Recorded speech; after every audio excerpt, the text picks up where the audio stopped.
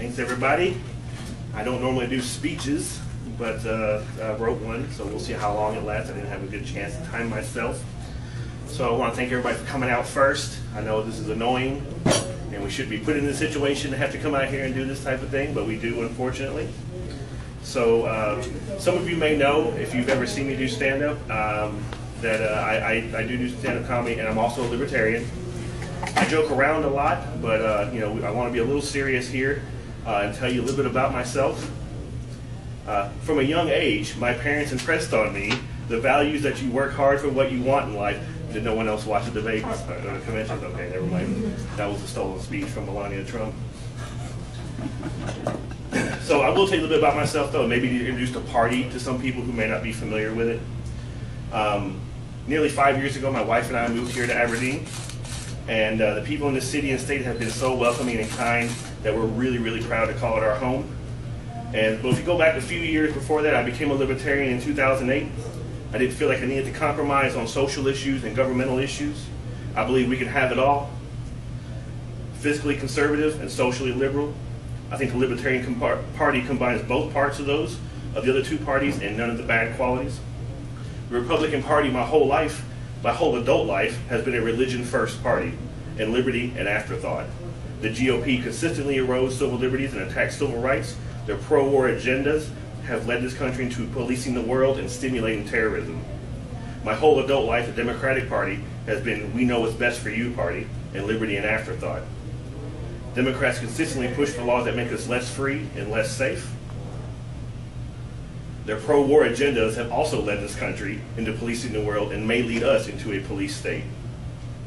8 years ago, I was excited to hear Ron Paul on the big debate stage for the first time and instantly became a fan of Bob Barr for president. And for the last 8 years, I spent my time trying to further the idea of liberty and freedom to anyone that would listen. When I started paying attention, I started realizing that every year things got worse, and every year a Democrat or Republican was in charge. Every judge selected, every law passed, vetoed, or allowed to expire was done so by one of the two parties. Every state, every governor, and every city was led by one of the two parties. Every unconstitutional law was either started or perpetuated by a Republican or Democrat. One party would take our civil liberties away, the other would keep it that way. One party would start a war, the other party would escalate it. One party would illegally spy on its own citizens, the other party would make it legal. I'm 35 years old, and things may have been simpler before my time, but things are complex now. The simple times are over. The world is more complex, the issues are more complex, the politics involved are more complex, even our tax code is more complex. The simple times are over. No longer can our answers to issues fit on a bumper sticker, and nor should they. I don't want complex issues boiled down to a simple answer, because then the simple answer becomes left or right, Democrat or Republican, liberal or conservative. And then terms like liberal and conservative become derogatory terms used by simple people to belittle you. They use it to scare you to believe in a lesser evil is progress. Too often you hear things like a vote for a libertarian is a wasted vote. And I say the only wasted vote is voting for someone that doesn't have liberty in their heart. A wasted vote is voting for someone you don't believe in, and a wasted vote is choosing to elect evil year after year. Too often you hear things like, a vote for a libertarian takes a vote away from their candidate. And I say, if that's the case, then stop taking votes away from Gary Johnson. It goes both ways. Unlike the other two parties, libertarians don't vote against things, we vote for things. Things like principles, like peace, and liberty. Too often I hear things like corporations will take over and own everything if the Libertarian Party wins. And that's why I say, why are there no corporations that support the Libertarian Party? No companies lobby on the behalf of libertarians. They don't support us, and under our policies, corporations would have to sink or swim in the free market on their own without their government-provided life jackets. And when the waters get choppy, we would provide billion-dollar lifeguards in the form of bailouts. But nothing changes from the top down. You'll never convince the people in charge to give up their power in exchange for liberty. The change starts at the bottom with us. It starts with city council members, small-town mayors, state house and dog catcher. It starts with us, everyone in this room and in this city, to let go of our world owes me attitude, and let go of our prejudice and judgmental attitudes. We're all here because we want to be here. We want what's best for our families and communities. But no one knows what's best for your family, or you except you. You get to decide your own fate. Marriage equality doesn't make you less free. Drug reform doesn't make you less free. Prison reform certainly doesn't make you less free. The only thing I know that you want, even though you may not know it, is more freedom.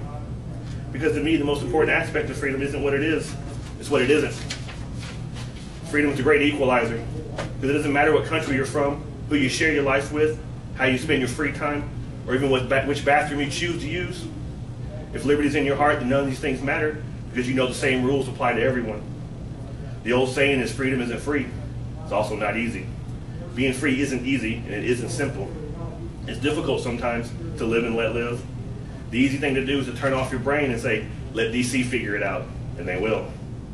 They'll figure it all out for you if you let them.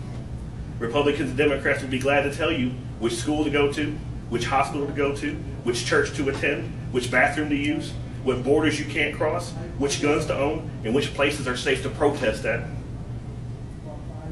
They'll be glad to tell you that your drinking water is safe, your Social Security is guaranteed, and your tax dollars are needed to give them a raise for the great job they're doing. There are some big steps we can take to change the direction of our government.